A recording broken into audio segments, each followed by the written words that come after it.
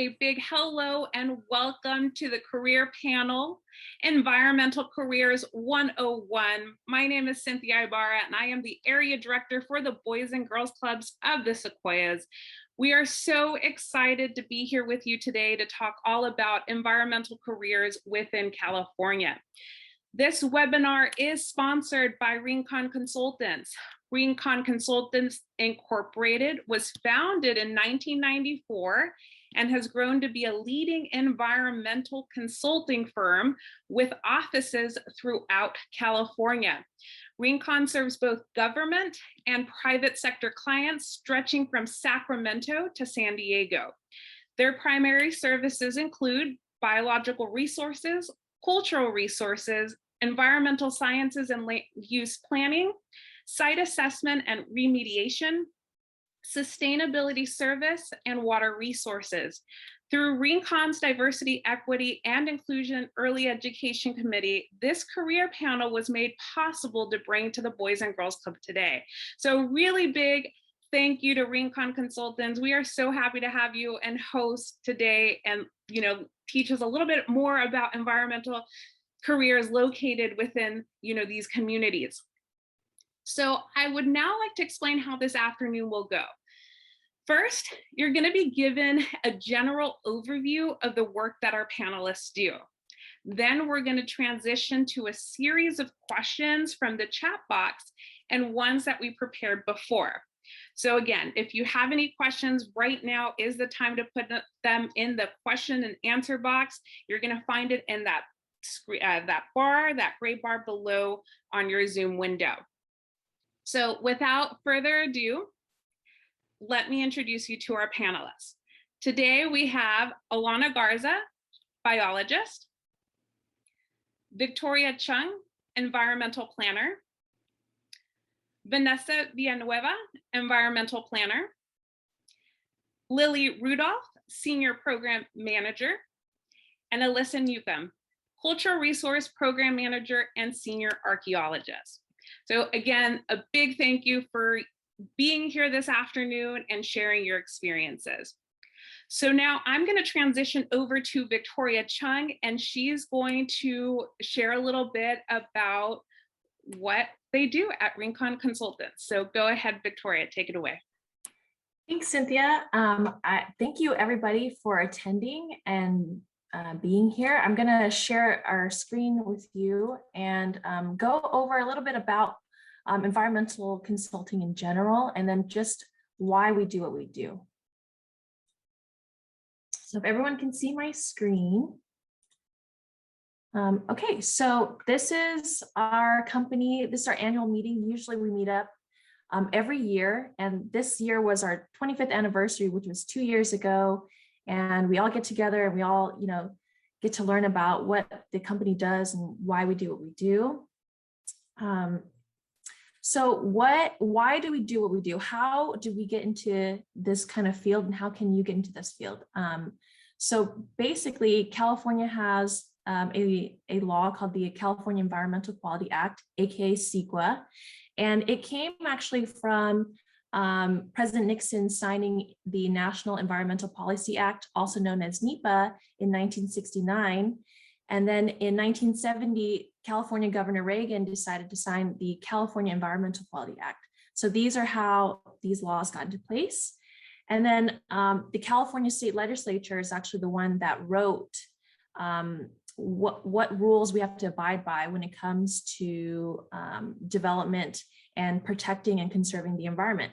So CEQA actually is not set in stone. It actually gets modified and changed by the legislature and courts pretty frequently. And so why do we do it? What's the purpose of CEQA? It's to identify environmental impacts that could potentially be caused by a project, usually a development, aka a building, construction. We identify ways to avoid or minimize environmental impacts. We inform decision makers, aka council members, policymakers, and you guys, the public, on projects and what their potential impacts are. And then we disclose to the public the reasons why a city or a county or a state may approve a project, even though impacts to the environment are unavoidable or significant. And then lastly, we address each significant impact and respond to comments from other agencies and the public. And that's why we do Sequoia. And that's why we have jobs. And so that's it for now.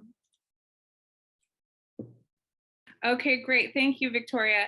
Again, feel free to start putting in questions in the question and answer box. If you have any questions on anything, they're talking about, feel free to ask. We're now going to transition to some prepared questions if we have none in the chat box. And when we do, we'll pull from there as well. So the first thing I want to know is, what do you guys do at Rincon? So maybe walk us through an average day, or maybe even an eventful day. And that is open to anyone. So whoever wants to just tell us about what's your day at Rincon like?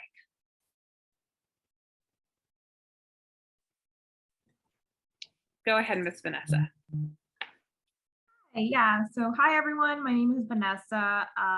As mentioned, I am an environmental planner, but in addition to that, I also is noise. So an eventful day for me would be a combination of both, which would be analyzing, for the environmental planning side, it would be analyzing a project's environmental impacts, which range from air quality impacts, impacts to biological resources, impacts to cultural resources, impacts to transportation. There are a list of 18 issue areas that we are required to analyze under CEQA, and one of those includes noise. So for me, it would be either analyzing these impacts in the office or going out into a project site with noise equipment and setting up the equipment and taking noise measurements. So we do this to compare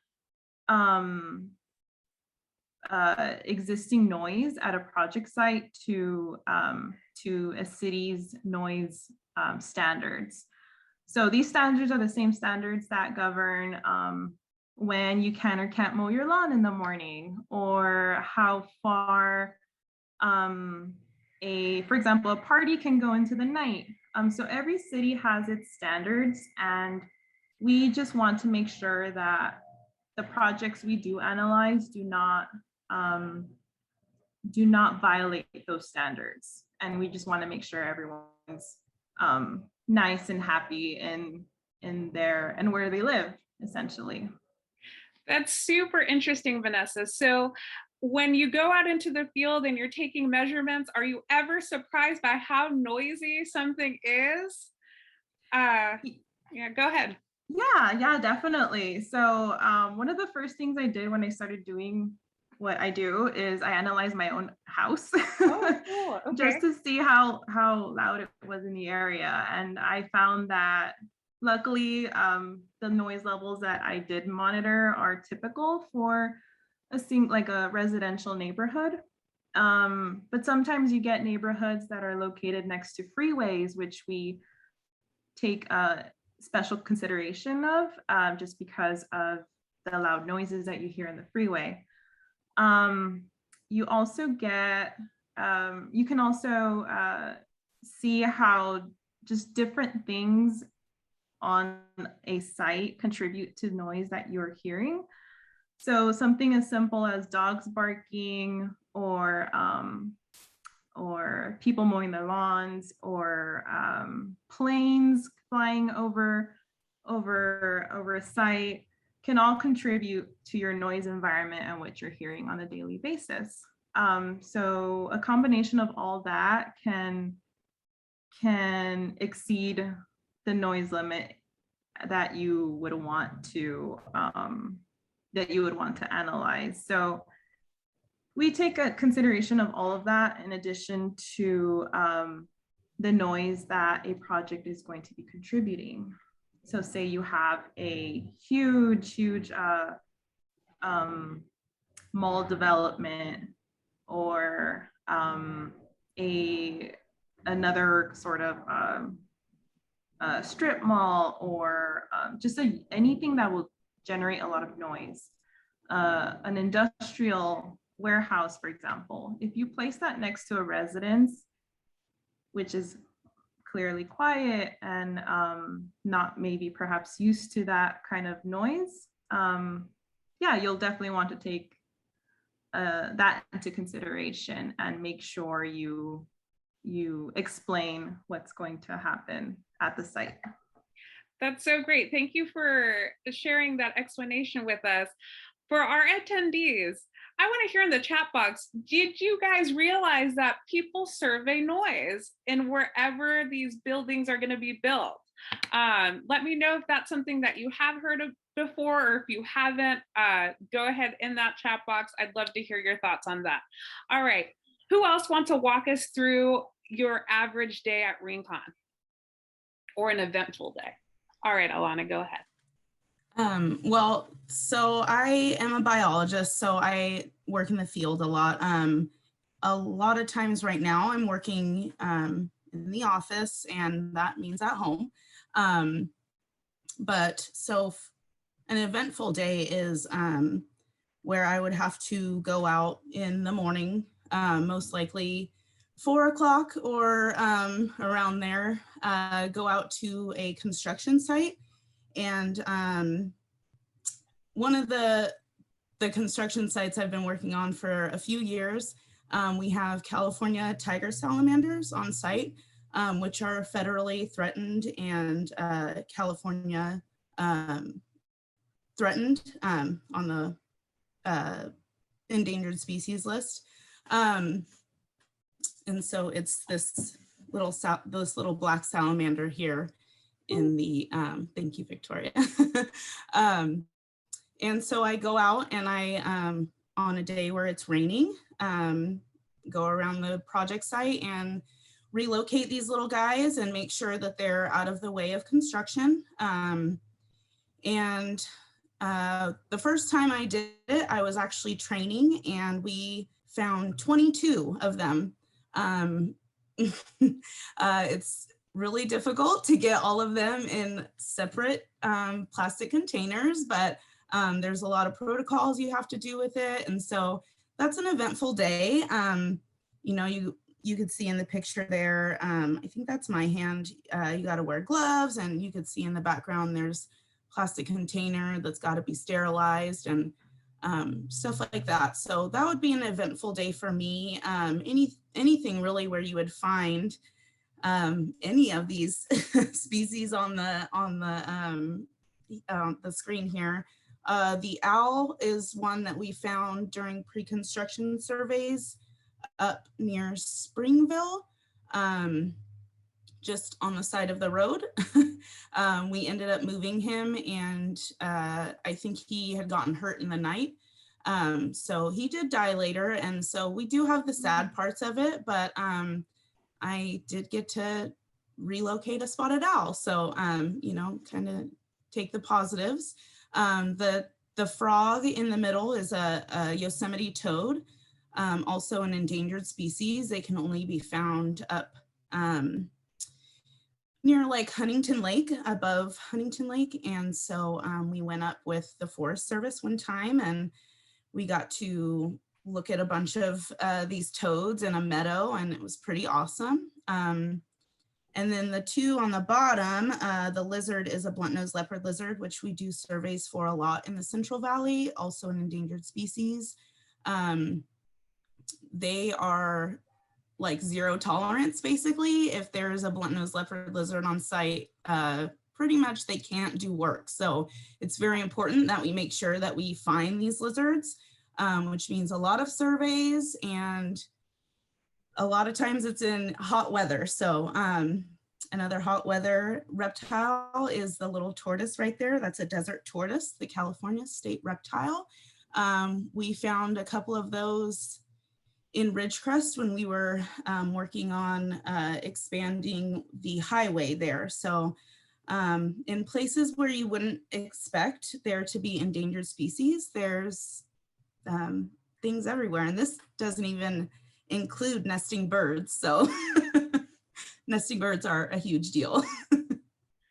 So Alana, we got 2 questions coming out of the Boys and Girls Club of Farmersville. The first one is, what kind of animals have you relocated the most?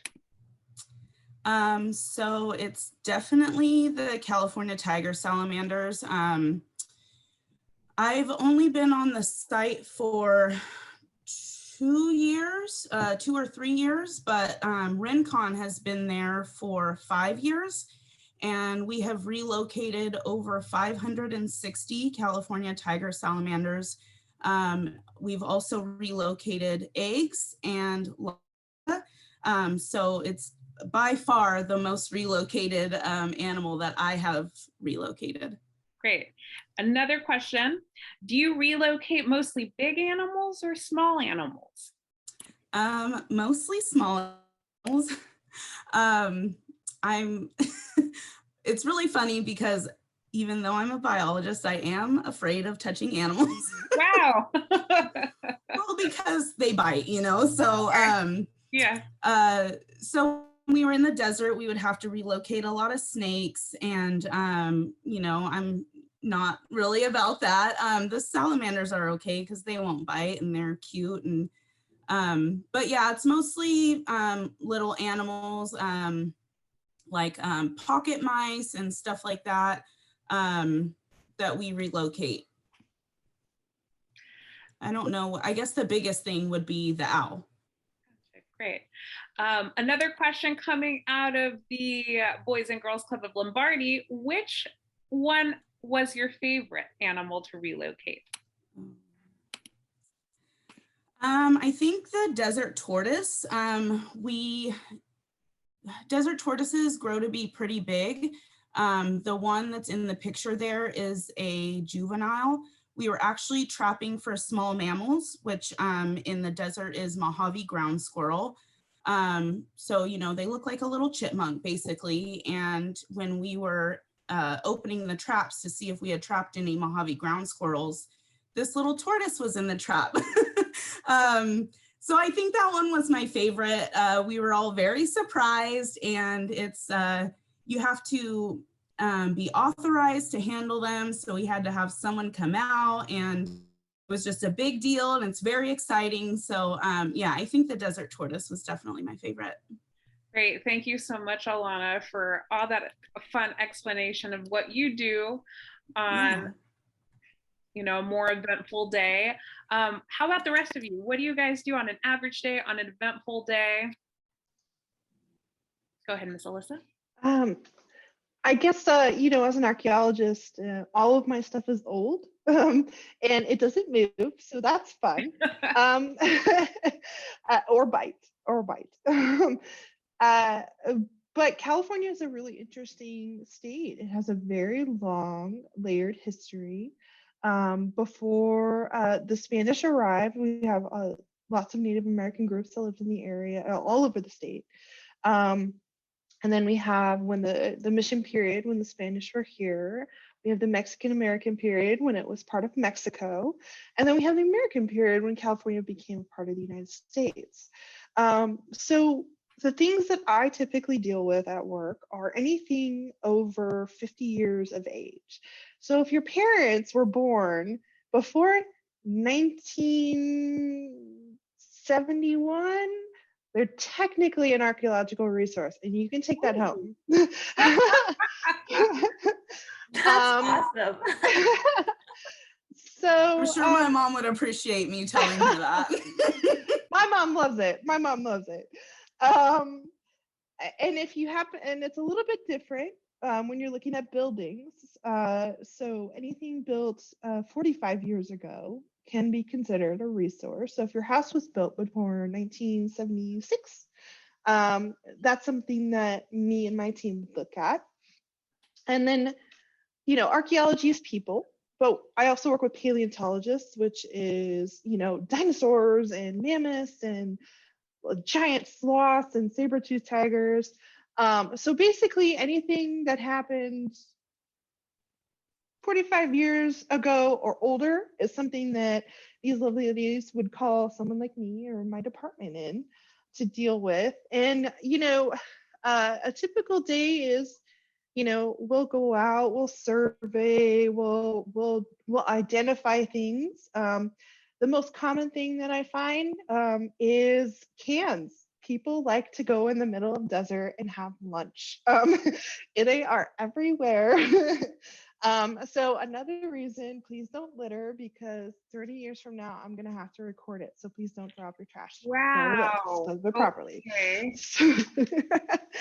So a very exciting day, I would say, is typically if it's when we're looking at construction and they're digging and they find something that was built way long ago, or even coming down, we're down in a valley, so the sediments come in, they cover some of the older things up. So we'll often find Native American sites where they used to live, where they used to eat, where they made tools. Below the ground. So usually when construction starts breaking ground, they start digging. If we have a monitor on site, we'll stop work and we'll take a look at what's there and we'll evaluate it. And then, same if we find a paleo fossil, any kind of thing, we want to look at it. Is it something that needs to go to a museum? Is it something that's going to help advance science? There's lots of little microfossils around, so fossils. So there's not, but when you're looking at something like a whale skeleton that one of my colleagues found in downtown San Diego, or if you're looking at the rib cage of a big mammoth, those come up as well. So that's pretty cool. And then for us, the most exciting thing is not necessarily the thing that we want to find. It's just when we find, burials, that comes up quite frequently. Wow. So in that instance, we want to figure out, who did this person belong to? Was this person part of a Native American group? How can we move forward and make sure we're being very respectful? Should we just leave this person here, and redesign the project? So, the good thing is that my stuff doesn't move. The bad thing is that my stuff doesn't move. So if we need to deal with something that comes up, it really involves everybody. And I'm calling the planners, I'm calling construction, I'm calling the client. Be like, look, we got to work this out. We got to figure out how to leave this here and not destroy it. So my day can be really boring with cans in the middle of the desert from someone's lunch, and it can be very, very exciting. Well, listen, that was a great explanation of what you do. We do have some questions for you, but first, club members or staff that are on here, who ever thought that, your parents might be a archaeological artifact? I'm taking that one home. I'm talking to my dad tonight about that one. The other thing too is, man, I'm never littering again, even by accident. I'm not a litterer, but double checking all my areas now. Okay, some questions. So a couple people want to know if you've stumbled upon any dinosaurs, or anyone that you knew stumbled upon a dinosaur. So I have not found a dinosaur myself. I have definitely come across some mollusk fossils and some petrified wood in my surveys, because mostly my stuff is on the surface, I'm walking around. But I have had friends who found, whale skeleton, mammoth torso. I think one of them was also a giant sloth, which was really cool. That's exciting. The other question we have for you is, what is the oldest artifact or anything that you found? Oh, wow. Okay. So the oldest thing that I have ever found is about 8,000 years old. Wow. In California. Super interesting. I want to ask what it was, if you can tell us. If you can't, that's It was it was a village site along the coast of California. Oh. So it was a Native American village site. Yeah. A whole village? Whole village. Oh my gosh. Are you allowed to say what city? I might give it away. Are we not allowed to go Yeah, there? so There are some sites no. legally we're not allowed to say. That's fine. Yeah. 8,000 years old somewhere in the state of California, a whole village. That must have been exciting. It was. And that's the kind of like when I do find the cool stuff, there's a lot of rules about me saying where things are and what they are, because if I be like, there's some really cool stuff and here's where it's located, a lot of people who are not nice will go over, they'll start stealing, they will dig it up. Pot hunting is the term for it. Wow. And it's a big problem. It's a really big problem. And there it goes, it's, and there's also like different rules for who owns the land, what the law can do on private land versus what the law can do on state land or even federal land are completely different. So that's why we try to keep everything on the hush hush, and that only, it's a secret archaeology club. You have to be an archaeologist to know most of this info. Yeah, that's why I have to be a little bit vague about the things that I find, but yeah. That's great. Well, thank you so much for answering those questions. And those, our attendees, if you want to join a special archaeology club, follow this career pathway, you will join the club and know where all the secret things are.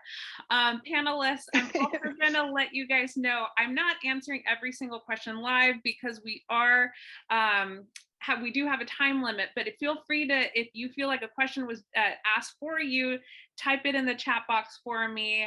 I would appreciate it so everyone can get those answers. So Lily or Victoria, what do you guys do at ReInCon? Sure. So hi, everyone. My name is Lily. I am based in Ventura, and I am a land use planner. So what that means is whenever anyone wants to construct something, whether it's a house or a garage or a huge mall or a skyscraper or even a car dealership, a big sign, anything, it needs to get reviewed by the city that you're in. So if you're in the city of Fresno, for example, there are people who work for the city whose job it is to make sure that whatever you're constructing doesn't negatively affect both other people and the natural environment. So Alyssa's work comes into play and Alana's. So like, let's say you want to build a house in the middle of the desert, and then you stumble upon a tortoise or something else, so it's really important that all of us work together to make sure that those impacts to the tortoise or to archaeological resources are protected. And so we work as a team to do that. So it's my job to look at the project on paper. It's crazy because people draw what these projects are going to look like, and then you have to really imagine what it's going to look like once it's actually constructed. So and really just start visualizing the effects. So if you think about where you live, you know that the city planner has looked at your house and said, yes, this works, and that's why it's there now. And here you can see this is a site plan of a mini storage, and you can see there's a vacant property over here, and then you can see what's going to happen to it. And this process takes, because we want to make sure that whatever goes on this property doesn't hurt animals, it doesn't hurt any archaeological resources, it doesn't bother the neighbors next door, and we really try to reduce those impacts. So I spend a lot of time looking at these plans.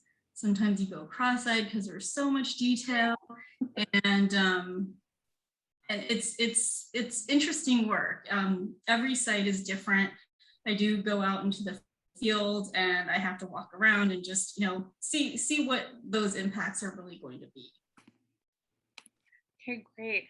I want to ask the attendees, did you guys know that much thought gets put into anything you're building in the town? I know there's a few things in Porterville that are popping up that my attendees might have seen or anywhere across Tulare County. Let me know in the chat box. Did you know that they put in that much thought to make sure that nothing damages anything in that area? I'd like to see if you guys, knew that before. All right, Victoria, take us home. What do you do for RainCon? I basically do what Lily and Vanessa do at RainCon. I'm an environmental planner. I do a little bit of everything that they do, and that's what's great about consulting in general. And this career is so great, is because you can actually pick your niche within the company and sort of be a generalist basically, and then put it all together in one document that we send to cities to approve projects for. Great, thank you, Victoria. Okay, so I'm going to transition to our next question. Again, panelists, feel free to take a look at that question and answer box and answer any of the questions that I didn't answer by typing them out. Okay, so my next question, we can start with Alyssa. I know, Alyssa, you already mentioned some projects you work on, but what other kind of projects do you work on, or which one was your favorite or the most challenging? So my favorite project is also my most challenging project. I am leading a cultural team for a big utility contract, and it's just a lot of really tiny projects under one big umbrella. And it's a challenge because you have lots and lots of things that you need to keep tabs on, lots and lots of projects. And so you can be you're really busy, you have to kind of think, keep track of a lot of information. But it's very challenging, and I actually like that part. I have to use my brain when I come to work. And then also, one of the things I really love about it is that, I get to work with everybody. I get to work with Lily, I get to work with Alana and Vanessa and Victoria and learn things that I didn't know. I've learned a lot about biology and waters and, the things that I need to kind of keep in the back of my mind, and that I can help pass on to my other archaeologists, because a lot of times when they're out in the field, we have to take care of each other. We're a team environment, it's a team. So if we see something not going on and we're like, hey, that doesn't seem right, I got to call the biologist, or vice versa. So I really like the collaboration that this big project gives me, because it's just like, I have to really lean on my team, and they have to lean on me, and it's that's what I really like. It's very stimulating, and just kind of really keeps my brain going, which is great. Awesome. I mean, we all like to be fully engaged in that flow state when we come into work. So I'm happy that you get to do that on a regular basis. For the rest of the panelists, any project that has been your favorite or most challenging that you'd like to talk about? I can talk about a couple of my favorite projects. I think throughout all my time at RainCon, my favorite projects have always been projects that have affordable housing in them. It's actually the first type of project that I worked on with RainCon, and so it has like a special place in my heart. But it's really nice to know that these projects do have specific units set aside for people with low income, and especially because these types of projects tend to go on a quicker environmental review schedule. So there's been moments where even in my area, I've got to see a project being built that I worked on. And so, yeah, it's happened a few times, and especially one that not only I analyzed all its environmental impacts, but also I went out to the site and monitored the noise. So it's just nice to see that, like, what I'm doing is something's happening from it, and something that helps people with low income, and yeah, it's just been really nice to see. Vanessa's located out of our LA office, so everyone Oh, knows. great. Yes. Mhm. And I know LA probably really needs that affordable housing. I mean, I think the entire state of California might need that affordable housing, right? So that's super awesome. You know, working on a project that has, like you said, a real impact for families, for other people, you know, that's great.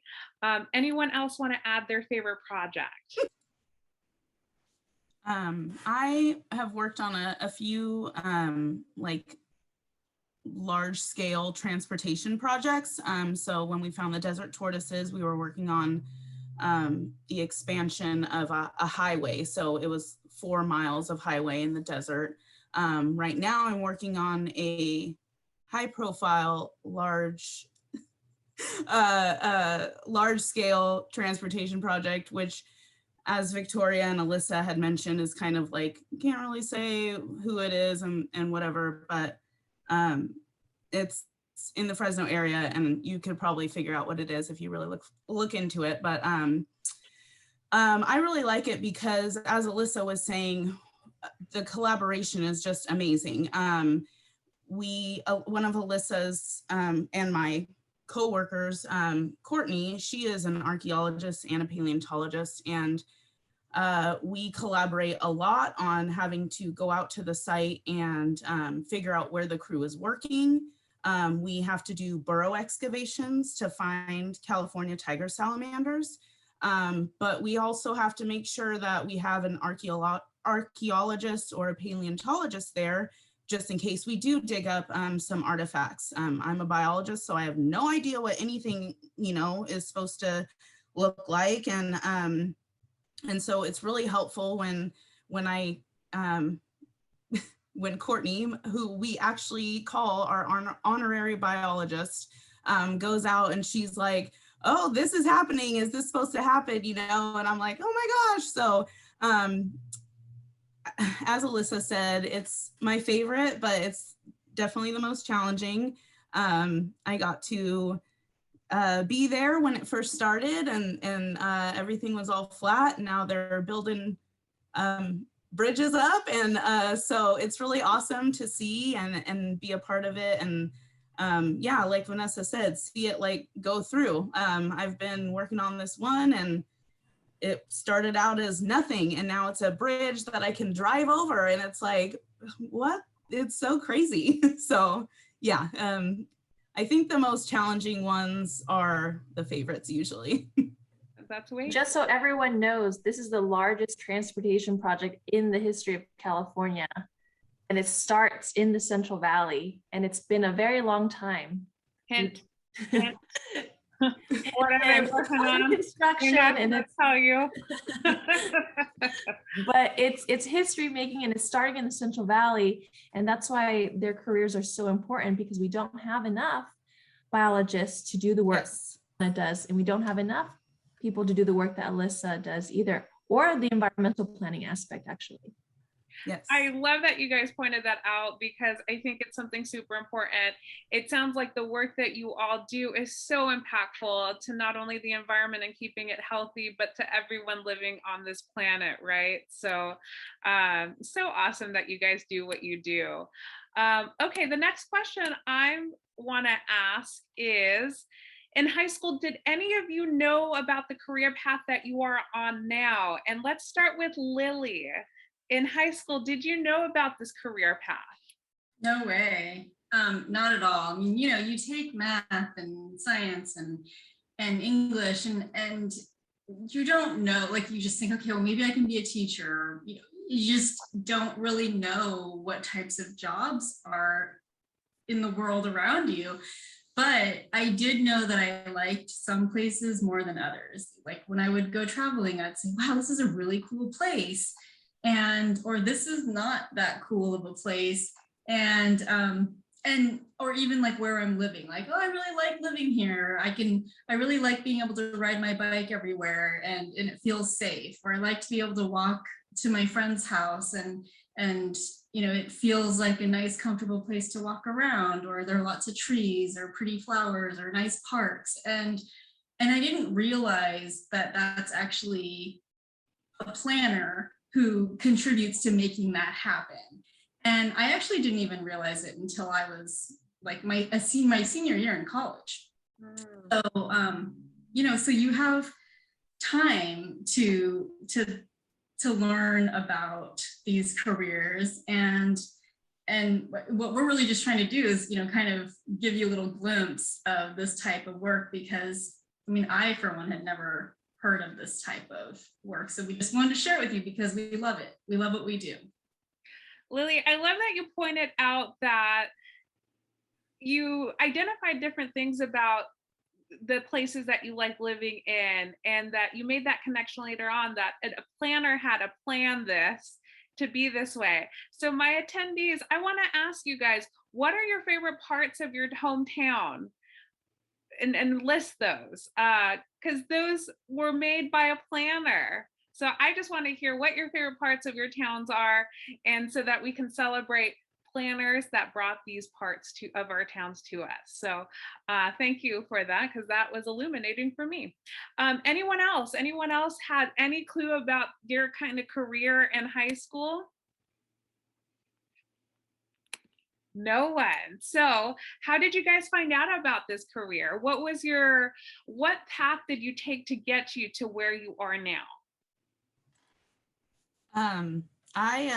When I first started college at Fresno City, I was a theater major. I wanted to be on Broadway, and Love it.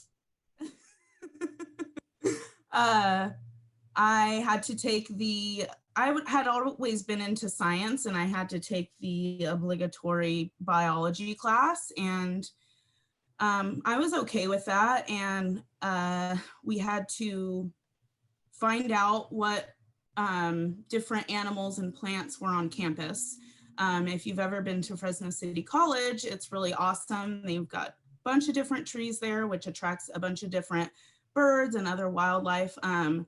And so we were going around, and we had to get a field guide, and I was like, I want to do this as a job. And I have no idea that, you could. And basically anything that you want to do as a job is a job. Like, all you have to do is find out what it's called. And so I found out what it was called, and started taking more science classes. And I still sing in my car on the way to the site. So, my Broadway dream isn't over, because there's a lot of driving. But yeah, I had no idea. And I had no idea about consulting until I was graduating college, and saw a flyer that said, hey, you could do this as an intern. And I was like, okay. And that's how it took off. That's a great story. Thank you for sharing that, Alana. I love what you said. Everything that you want to do is like what you want for a job is a job. You just got to figure out the title for it. So my attendees, remember that if there's one thing you take away, it's what Alana just said. All right. How about the rest of you? How did you guys get into this career? So I can jump in. Similar as Alana, I did not know about this kind of career until probably, senior year in college. I went into college as an astrophysics major. Wow. Don't ask me to explain that. I still don't know what that is. I didn't know that, Vanessa, about. Yeah. Smarty pants. I took all the classes. I took physics, chemistry for like my first 2 years, and I realized that wasn't what I wanted to do. And so I was kind of having a bit of a crisis between my second and third year of college, because I just still did not know. And I found my, I guess what you would say, calling in like the most unlikely of places, which was Facebook. And so what I happened to see was, it was just a picture of a turtle, but it was stuck in like those 6-ring plastic things for sodas. And it had shaped its little body into like a peanut. And so it was just an article on Facebook. And that had like such an impact on me. And so I was like, and then that's when I started looking into environmental science at my college. And turns out that it was a really good school for that. And I got into that program as soon as I could. And luckily all those science and math classes that I had been already taking transferred over to that. And so, yeah, the rest is history. When I graduated, it was about that time that I found out about environmental consulting, but I actually happened to intern at my own city hall as a in their planning department. So not quite environmental planning, but that gave me the exposure to sort of the other side of what we do, which is working with cities to help these development projects get built. So yeah, when I went into Rincon, I had that sort of background already and was familiar with what happened on the other side of the door. So now what we're doing is helping cities and helping helping city planners and in getting these things built. So yeah, it's been a weird ride, but it's been fun. That's great. A question came out of the Boys and Girls Club of Tulare. Have any of you changed your majors or areas of study while in college? Alana hit on that, and so did Vanessa. Alyssa, I saw you next. Did you happen to change your major on your path to where you are now? Sort of. I actually initially went into college to do art history. I was going to work in museums. I was going to work in galleries, and I took an elective class for anthropology, which is the kind of parents of archaeology. And I really loved it. And I was like, this is great. Maybe I'll minor in it. And it was like a 3-class difference. So I just double majored. So I didn't really change. I just added another one. And, you know, I figured that would still help me with my career path of being working for a museum. And then I realized that when you get a museum job, you stay there till you die. So there's not a lot of openings. Like people just like ride that into retirement. So yeah, it was very hard for people to get jobs. So I was like, well, I kind of want to eat. And I bummed a couple jobs, retail, food service after college. And then I had a friend call me up who I was in classes with and was like, hey, we need somebody for this job. And I remembered you. Do you want to come out for a day? And I was like, sure. And then I was like, oh, this is good. And it was cultural resource management, which is what this is. And so ever since that day, it's been nonstop. And I think that was back in, I'm going to show my age a little bit, 2011. That's way cool. I like how you added, and I did not know about museum jobs either. Man, these are like tough job market to try to break into the museum industry or something there. Yeah, I mean, not saying it's not possible. Absolutely possible. People are doing it. It's just I tried and did not succeed. But you try again. That's the important part. Of course. No, thank you for that. We got a question out of the Boys and Girls Club of Jim Maples Academy. How would you prepare for a day at work? And we were just talking about how you guys got into this line of work. How do you prepare for like a day on the job? Coffee.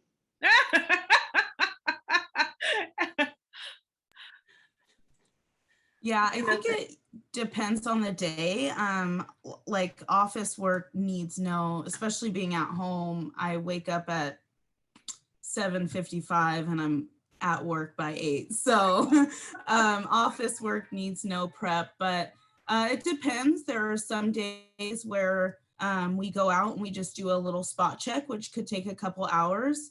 You just need to make sure you have your hard hat, your safety vest, your boots, any other dress code, safety glasses, And that's basically it. There are some days where you do all day monitoring. So you could have like a 10 to 12, 14, maybe even 16-hour day. And so obviously you would need to pack 1 or 2 lunches, maybe even dinner. You would make sure you have enough water, because a lot of the times you are in an area that's like no shade, and it's very hot, and it's not near anything. So you would just make sure you have all the water, all the food, and air conditioning in your car, just in case you need to take a break. Great, thank you for that. Anyone else want to add, how do you prepare for a day at work? I would add that it's kind of like preparing for a day at school. I kind of tend to look at the next day and see what meetings I have or what things I have to make sure I get done on my to-do list. We do, a lot of the work we do does revolve around a timeline or a deadline for things to get done, and in order to make the client happy. So a lot of that it involves time management. So, and if it depends on where you are in the team, but project managing involves a lot of keeping the team moving forward and checking in with them on a daily basis or weekly basis, and a lot of calls and a lot of meetings. And as if you're part of the team working under a project manager, then you kind of are expected to reach out if you have questions. At Rincon, we're really, really big on teamwork, as we've mentioned. And so if we have a question, or if we come across a problem that we have to solve, then it's kind of all hands in to figure out how to get that done. But yeah, it's a big collaborative effort on a daily basis. Awesome, thank you. Lily, I also saw that you had something to share as well. Vanessa pretty much covered it. It is like preparing for school, and every project that you work on is like it's like a homework assignment. And yeah, sometimes it's a team project, and sometimes it's an individual assignment. Some take longer to do or take more effort, so you have to plan ahead, and some require really quick turnaround. So yeah, it's all about managing your time. But the good thing is everyone on your team is here to help you, and we're all sort of in it together. Awesome, thank you for that. I got another question from the chat box. This one's from the Boys and Girls Club of Exeter. What is the best part of your job? And anyone can answer that. I'd say my coworkers. We have such a great, I know we've said this so many times, and maybe it sounds cheesy or corny, but it's really fun to work with friends. You know, and that's also like, you know, going to school where you just like go and and you're gonna hang out with your friends and you're gonna work together, and that's really the best part. We have really good people, and we're always learning from each other every day. That's great. Who wouldn't like to work amongst friends? Yeah, great. In the Fresno office, which Alyssa is new to the Fresno office, and so she really hasn't gotten to experience how awesome we are, but we would go on like monthly lunches. We would throw birthday parties for people.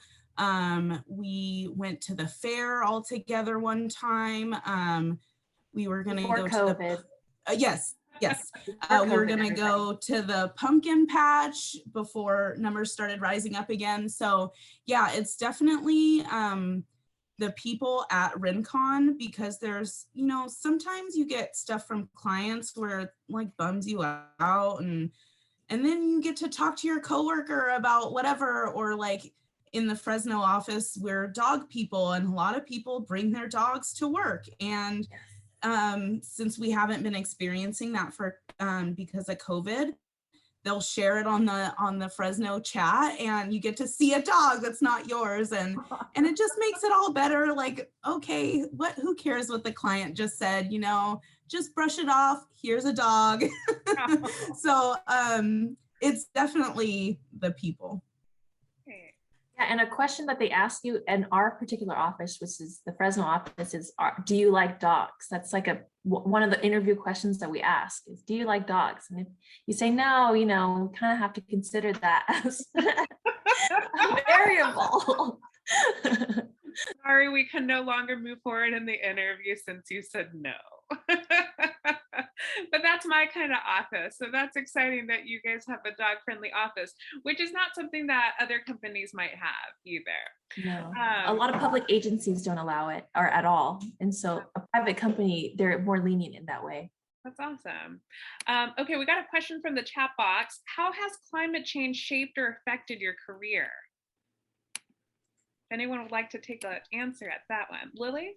Oh, I'll start. So yeah, so much of our staff members, our team members, and there's no one here on this panel, but a lot of their work does focus purely on the impacts of climate change.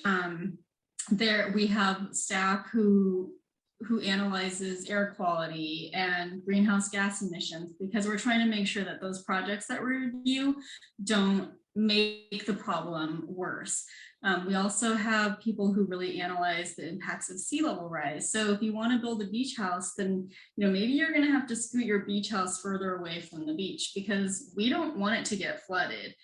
And also wildfires. Whenever a project is proposed, we need to make sure that it can be in an area that is safe. And if it's an area that's considered a high wildfire hazard severity zone, so an area where it's prone to wildfires, we need to make sure it's constructed in a really strong way with like those metal roofs and steel and things that won't burn as much, and also making sure that you don't have really flammable plants all around it either. So we try to push the vegetation away from the house and really think about what type of landscaping would be good, and make sure that the type of building would stand up to those weather events that are occurring as a result of climate change, and trying to slow down those climate change impacts as well through our environmental practices. Thank you for that. Did anyone else want to add anything else? Yes, as someone who works with biological resources, climate change really affects my job. When I first started at Rincon, we were up on State Route 41, State Route 168, State Route 180, all the mountain areas around here, removing the hazardous trees due to the bark beetle, which was made worse by climate change. And so we worked on that project for years. I believe we ended in 2019. So it was about 3 years. I know that there's multiple construction and other consultants that go up to all the other mountain passes and are still going up to the ones that we did. And they're still removing trees, whether that be from the wildfires, so they don't fall onto cars or people, or whether that be to prevent wildfires or having those trees fall onto cars or people. We also don't get as many, we have like good and bad rain years. And so last year was the bad rain year, and we don't find as many CTS, tiger salamanders on site. Our wet season is supposed to start in October, and it doesn't really rain until December. So back when they first started doing all the permitting for this project, it was raining more in October.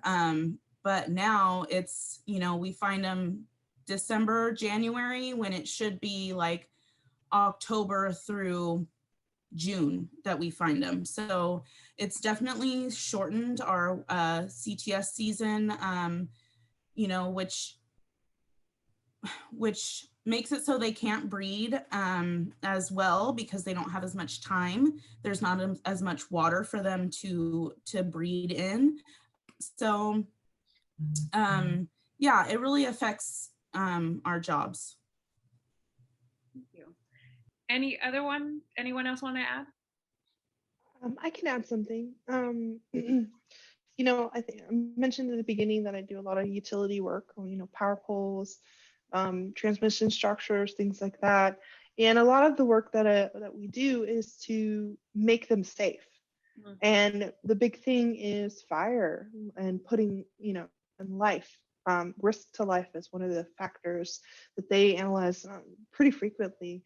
And I have, you know, seen that type of work at all stages of a wildfire, which is before, you know, trying to prevent it, after it's happened, you know, they got the fire out and they're rebuilding. And I've also been there during a fire response where, you know, first responders and everything, they needed the power, the fire was still going. And so you had utilities out there trying to put the poles back up.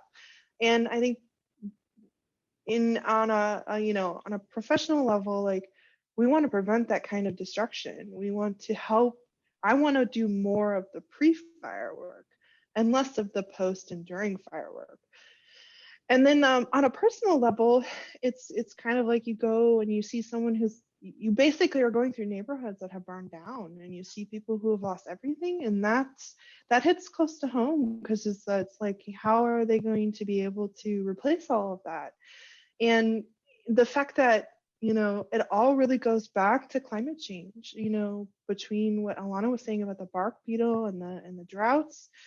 You know, if we don't address those things, I'm gonna have way too much work in post fire work recovery and doing this utility, but all of us are. And so, I mean, that, you know, the one thing, like, you know, I don't want to say it's more work. I don't want that kind of work. I want the more work where we're putting the environment back the way that it should be.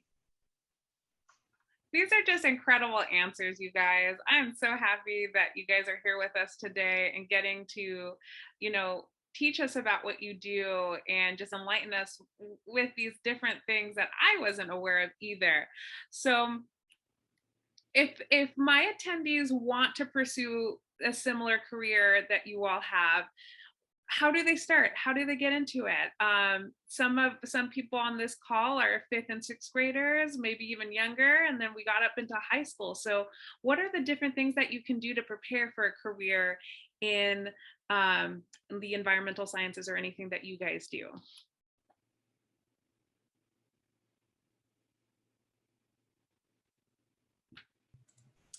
I ended up majoring in biology. I did not major in theater. I also have a minor in chemistry, which is just one extra class. It's not that big of a deal. And I was gonna go back to get my master's degree.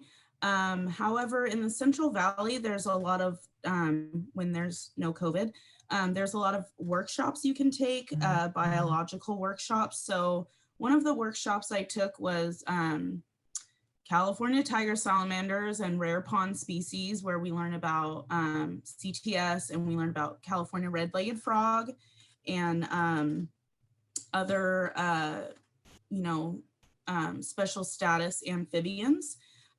So I think, because my school was Fresno State, and it's not the greatest for biology that isn't ag related.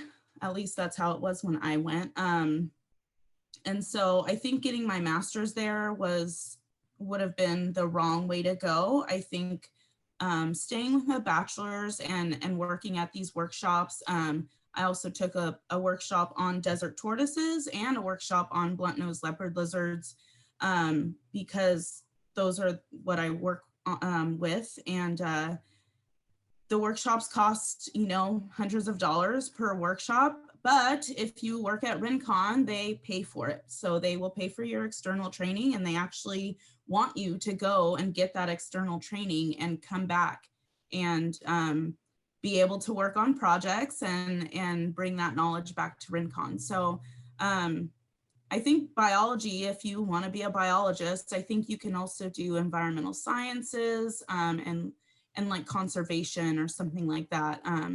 But a lot of, if you look at jobs, you could even go on Rincon Consultants and look at what jobs they have. They should tell you like what degree you need to get. Oh, no. Great. I think probably the best thing that you guys can do now is just get good grades, keep your heads down, no senioritis. That's a big one. And you know, one of the recommendations I would give is look at your local community colleges. When you are in high school, they do allow high school students to take classes if you wish, and if it works with your school schedule and your life, you know, fits in. I would even recommend, you know, if you're not sure, you know, whether you really want to be a super cool, awesome archaeologist or a really kick butt salamander saving biologist, and you're not sure which one's going to be the choice for you, I would recommend, you know, looking at when you're done with high school, going to a community college is just taking a wide range of things.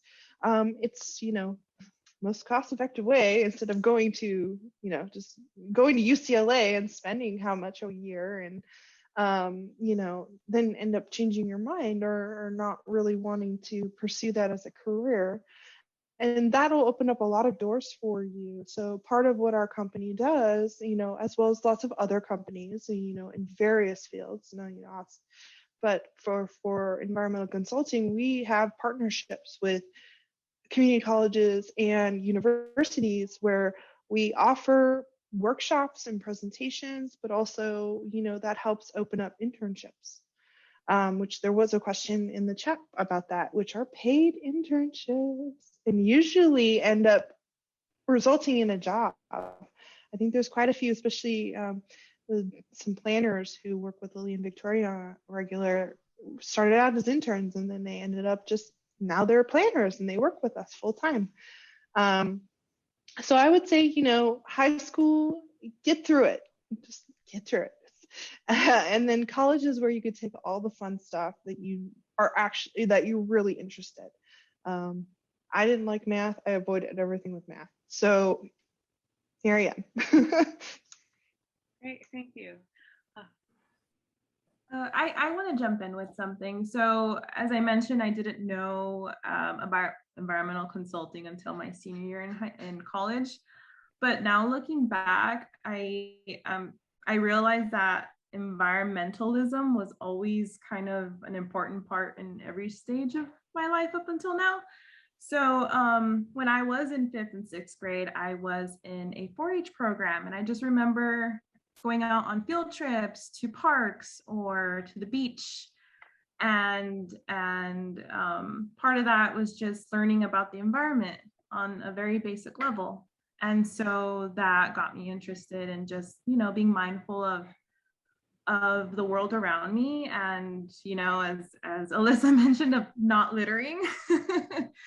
And so reaching, you know, just high school and college, when I still didn't know about environmental science or planning as a career, I was involved in a lot of groups, and we also went out to do beach cleaning and tree planting. So it was always part of sort of my extracurricular activities, and I always had that interest in it, even though I didn't realize it. And so I think it's just important to even as young kids to you know, maintain interest in it, or like just be mindful of the world around you, and you can start out that way at the bare minimum, and then maybe that'll snowball into a specific environmental issue that you want to focus on, and you can go from there. The good thing about environmental science is that it's a very broad field. So if once you do get into it, there's so many avenues you can take, and there's bound to be something that you'll like. Okay, thank you. Victoria, I think you wanted to add something as well. Yeah, so this environmental career is also, like Alyssa's, my second career. I started off working in politics and working for legislatures. I worked for the city of Long Beach, and that's when I got connected with the city planners there that encouraged me to go back to school and get a master's degree in urban and regional planning.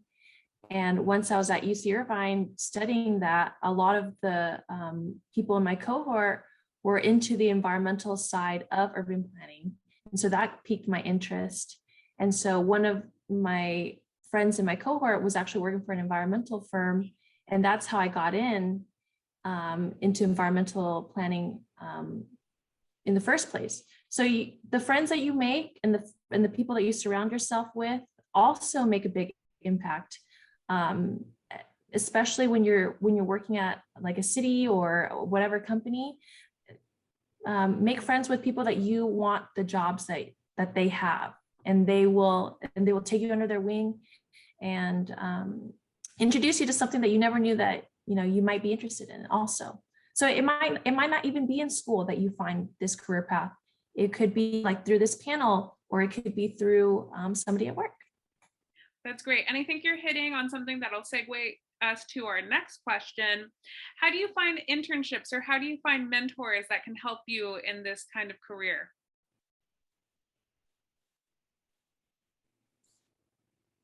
I can start answering that. You can find mentors anywhere in life. You meet someone and you respect them and you value their opinions and the way they think, and that's a mentor. And it doesn't have to be just one person. You can have many mentors. We can all be mentors to you. We're here as a resource. We love talking about what we do, obviously, and we love, sharing what we have learned over the years with everybody. So, if you want to, I'm sure you have our contact information, or you can get our contact information. You can reach out and you can follow up and ask us more detailed questions about how we got to where we are. It's been a long journey for a lot of us, and I don't think anyone expected to end up where we are now. And so mentors are everywhere around you, and sometimes they're there for a very short period of your life, but they leave a really strong impact, and others are with you for life. As far as specific internships, I mean, you can just Google internships and see what pops up. As you enter college, that's a huge resource for you. Talk to your counselors about internships. But yeah, I mean, I would say your college counselors, just lots of like Indeed and lots of websites that are focused on jobs are also where you can find internships. I got my own first internship at an internship job fair that my school held, and I just walked around with my resume and I talked to people and handed out my resume, and I got a call for an interview. And so just keep those doors open. I never thought that my unpaid internship would lead to my job now. Basically volunteering, but it ended up being a really valuable learning experience for me. Great, thank you for that. Yeah, I couldn't actually agree more with what Lily just said. The internship that I had with my city's planning department, which segued into the I have right now with RINCON, didn't actually exist. So I made my own internship in a way. I reached out to my city and asked like, hey, is there any opening in your applying department or any way I can help out the city? And I'd love to. And I got a call back. And so if there's not an internship for you at a organization or agency that you want, feel free to call and make it.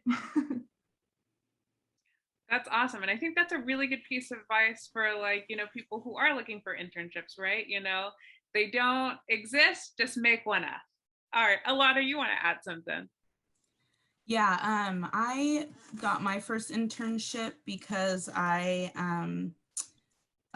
ended up graduating super late. It took me 7 years to get my 4-year degree, but I would never have seen the internship that was posted by one of my favorite teachers. And I was able to meet someone at that internship who ended up getting me a job at Rincon. So I would say also, you know, in addition to what Lily and Vanessa said, ask your teachers if they know of past students and any, you know, openings that they might have. That was how I found my internship. It was a past student of his, and they wanted, you know, Fresno State students to come do internships. So yeah, just, you know, they're out there. You could find them. Like Lily said, you could Google them and stuff will come up for sure. Great. Any other thoughts on internship or mentors from anyone?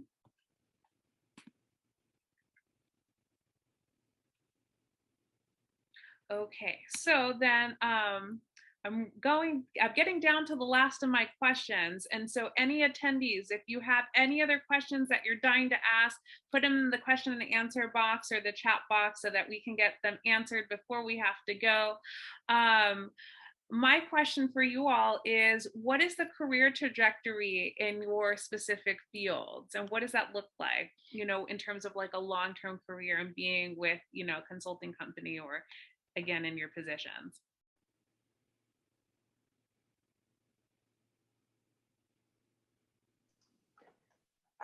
I can answer, I guess, to start. So my trajectory was a little weird. It was really quick. I started out in the field, which means I was digging holes and watching backhoes and wandering around the desert looking for caves. And you know, I just kind of kept doing my best every day, bringing my A game. And you know, eventually I started to, instead of being on a crew, I started running crews. And then you know, getting to learn how to manage a project, you know, how to write a report, little bits here and there. And then one day my boss comes in and we were like, oh, so and so ended up leaving their job. So you're a project manager now. And I was like, okay. And so I just, you know, got tossed into the deep end, which I do not recommend. And, you know, sink or swim. And here I am. And so after working as a PM for a while, ended up here at Rincon as a program manager. And now I run, you know, lots of project managers. And, you know, there's definitely room above me to grow. So I'm just going to keep going and keep bringing the A game every day and see where it takes me. Awesome. Thank you for sharing that. Anyone else want to talk about what career trajectory might look like? Go ahead, Alana. I started like Alyssa did, wandering out in the desert looking for tortoises and other, you know, things. And I do not want to be a project manager. And I have let my supervisors know that. However, there is some, you know, project managing that goes with every project. So I am an assistant project manager and like a field lead, which is kind of like a project manager for the field. But what I really like to do is write. So when I write my reports saying, this construction project is in compliance with all the permits put out by California Department of Fish and Wildlife. The project I'm on has multiple permits, so we have to make sure to write a report every month that says, yeah, we're doing everything right. That's, I think, where I'm going to be going, is more writing reports. And you know, Victoria mentioned Sequoia, so I would be writing sections of reports that get turned in that say, yeah, everything's good, you know, with Sequoia or with this permit or with this law or whatever. So that's what I would like to do. I like to write a lot, and I like to read stuff and say, no, this doesn't sound good, change these words. So I would be like a technical writer for like biological resources, basically. A lot of times when field staff do really good at, you know, finding artifacts or relocating, we get put into the office, which sometimes, you know, I like to be outside, and sometimes I'm like, I want to go outside. But a lot of times I'm like, I'm glad I'm not out there right now, especially in Fresno, you know? So it can be a good or a bad thing, but I think, you know, when you start in the field, most likely you're going to end up going into the office. Okay, great, thank you. Anyone else want to add for your directory? Go ahead, Victoria. I can share real quick, like careers environmental planning, like our little org chart really quickly. So all of you can see visually kind of how it works. So we have all this support staff that you can see here, and like each of the specific technical specialists, we'll call them specialists, they can move up into the project management phase, and then they can go into the quality assurance, quality control phase, or they can be, you know, project managers, and that ranges from like assistant project manager. So you go from like environmental planning, you're very junior, or you're a biologist, you're very junior, and then you go into like assistant manager, and you start shadowing like your project managers, and then eventually you get full control of projects and you're a project manager, and then you get into just reviewing a lot of things, a lot of the documents that we write. And then eventually a lot of people end up as like the principal of the company. So you're kind of like part owner of the company, basically. And that's how it goes. I think there are 2 people at the company that started as interns and are now principals. So you just never know where your career goes. Cool. And the trajectory is pretty incredible.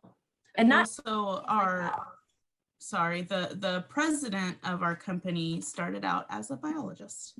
Wow, way cool. Okay, well, we are gonna wrap it up at this point. If there's any parting kind of words of advice that you'd like to give our attendees, if you want to write in the chat box what you thought about the panel, if you learned something, go ahead so that the panelists can see, you know, what you guys got out of today's session. Otherwise, any last words of advice for our attendees from our panelists? Just one plug real quick from one of our other, so this panel was brought to you by the Diversity, Equity, and Inclusion Subcommittee at Rincon Consultants. We're on the Early Education Subcommittee, and part of our mission is to bring these careers to people who, or to students in the Central Valley and to other areas where they generally wouldn't get any ideas of, you know, what kind of, these kind of careers in general. And so one of our one of our subcommittee members wanted to plug in the civicspark.lgc.org. So if you're interested in doing environmental work, it's in like AmeriCorps program, and I'll plug it into the chat and you guys can check it out for internships. But thank you, everybody. This is great. Awesome. One last question. They wanted to know how much you get paid. What is a range? Why don't you guys give us a range? Not your specific salaries, but a range. I think interns start at like 15 an hour, right? 15 an hour. And then mid-range is maybe like 40K to 60K. Project managers make anywhere from like 65, 70K to 90K, 90,000. And then principals are like in the 100 or 6 figures, so 100 plus. And then owners, obviously, they make profit. They make whatever base and then plus profits. So the more work that you bring into the company, the more money you make, actually. Yeah. Oh. I think Sorry. also, I think you can get to be like a senior archaeologist or a senior biologist and also be making 6 figures. It, like Victoria said, it just depends on how much you're bringing in. But it's very worth it. When I started out as a, baby biologist with just a degree and 2 months of an internship, I was making $18 an hour. And when they first told me that, I was like, oh my gosh, that's way more than I think minimum wage was $10 at the time. So yeah, I'm like old. So, yeah, so I was like, oh my gosh, it's so much money. So it's pretty good. Great. Alrighty, so we are going to wrap it up. Again, big thank you to Alyssa, Lily, Vanessa, Victoria, Alana for coming out tonight with us and sharing your experience. A big thank you to Rincon Consultants. If you have any questions, feel free to reach out to my email, ask your directors. They can pass along any questions if you have any leftover ones to our panelists. Otherwise, a great big thank you from the Boys and Girls Club to you guys. And I hope you guys have a great rest of your afternoon. Thank you so much for attending. Thank you, everybody. Thank you. Thank you. Thank you. Thanks, guys.